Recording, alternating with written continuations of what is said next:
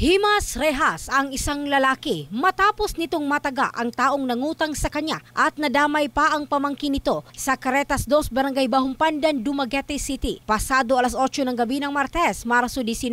Ang sospek ay kinilalang si Joseph Umuyon, 43 anyos, habang ang mga biktima naman ay sina Josepher Duhig, 30 anyos, at ang pamangkin nitong si Ayan Fuentes, 24 anyos, pawang mga residente ng lugar. Nagtamo ang mga biktima ng sugat sa ulo at likod na mabilis namang nabigyan ng atensyong medikal. Ayon sa suspect na si Umuyon, pumunta siya sa bahay ni Duhig upang maningil sa utang nitong 8,500 pesos na nasa 2 taon na ang tagal. Dagdag pa nito, nag-iinuman sila ng kanilang barkada nang malaman na may bagong motor si Duhig, kaya't pumunta siya sa bahay nito. Nakausap ni Umuyon ang live-in partner at mama ng kinakasama ni Duhig, ngunit tumaas umano ang mga boses nito. Aniya, bigla na lang tumalon si Duhig mula sa bintana na may dalang patalim, ngunit na out of balance at natumba ito, kaya't bilang depensa na baka saksakin siya, tinaga na niya ito. Voluntaryo naman siyang sumuko sa mga otoridad. Samantala, sa panayam ng Brigada News Dumaguete kay Duhig, inamin nito na may utang siya sa sospek na